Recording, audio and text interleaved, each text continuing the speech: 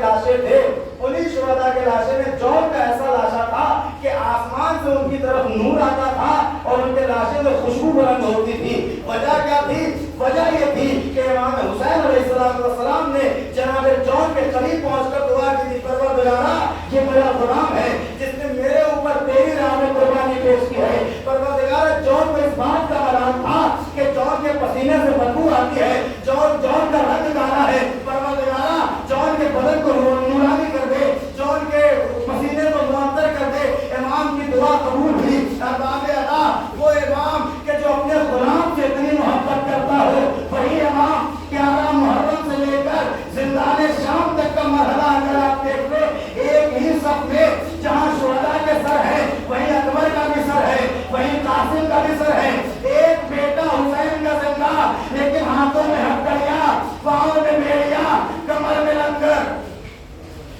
جزاکم اللہ خیر جزا۔ بس کچھ فکرے ہیں مسائل کی جو آپ کی خدمت میں عرض کرنا چاہتا ہوں۔ امام حسین علیہ السلام کو جناب علی اکبر سے بڑی محبت تھی، اور یہ محبت صرف کربلا تک نہیں تھی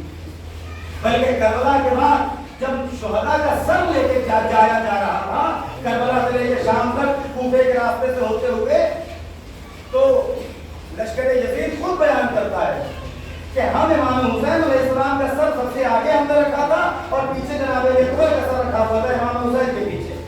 لیکن ہم جیسے امام کے سر کا چہرہ یا رخ اور ان کا منہ جب آگے کرتے تھے تو چہرہ اپنے میں گھٹ جاتا تھا اور علی اکبر کے چہرے کی زیارت کرنے لگتے تھے۔ وہاں اگر رات میں ہم شہداء کے سروں کو رکھتے تھے، ایک رات وہ آئی، ایک رات ایسی آئی کہ جب شہداء کے سروں کو رکھا گیا انہیں ڈر محسوس ہوا کہ نیزے سے سر غائب نہ ہو جائے، تو انہوں نے نیزے سے سر اتارا اور ایک صندوق میں شہداء کے سروں کو رکھنا شروع کیا۔ علی اکبر کا سر الگ صندوق میں رکھا، امام حسین کا سر الگ صندوق میں رکھا، لیکن جب صبح نمودار ہوتی ہے اور جب شہداء کے سروں کو لے جانے کی تیاری کی جاتی ہے، اب تمام شہداء کے سروں کو صندوقوں سے نکالا گیا، لیکن ایک مرتبہ جب امام حسین والا صندوق کھولا گیا تو دیکھا اس میں حسین کا سر موجود نہیں ہے۔ لوگوں نے سوچا کہ شاید کسی نے چوری کر لیا یا پھر اہل حرم نے چھپایا ہوگا۔ ایک مرتبہ ایک ملعون تازیانہ ہوا میں لہراتا ہوا امام سجاد کے قریب آتا ہے اور آنے کے بعد کہتا ہے سید سجاد تمہارے بابا کا سر نہیں مل رہا،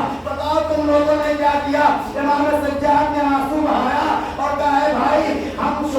سروں کے بارے میں نہیں جانتے، اگر میرے بابا کا سر نہیں مل رہا تو دیکھو میرے بھیا اکبر کا سر کہاں ہے، جہاں اکبر کا سر ہوگا وہی حسین کا سر ہوگا۔ ایک مرتبہ جب اکبر کے سر کا صندوق کھولا گیا دیکھا ایک ہی صندوق میں علی اکبر کا سر بھی موجود ہے، حسین کا سر بھی موجود ہے، نیزے پہ سر بلند کیا گیا، اب لے کے جایا جانے لگا۔ ارباب اللہ، جب شام کے بازار میں ایک قافلہ پہنچا ہے تعارف کرایا جاتا ہے یہ علی کی بہو بیٹیاں ہیں، یہ زینب بنت علی ہے، شام والوں یہ انہی کے گھر والے ہیں جن کے باپ نے تمہارے باپ داداؤں کو قتل کیا ہے۔ اسی اسنا میں ایک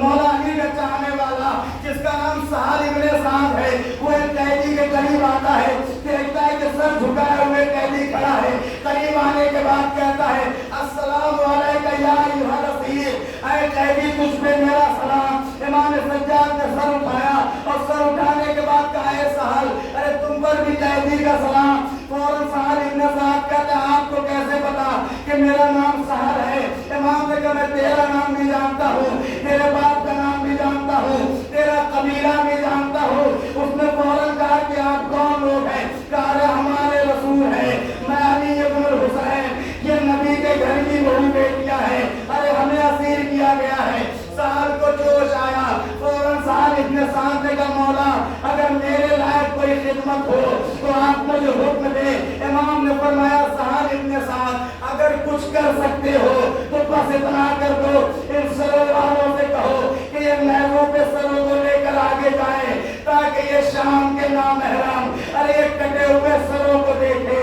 میری ماں بہنوں کے چہرے پر ان کی نظر نہ ہو۔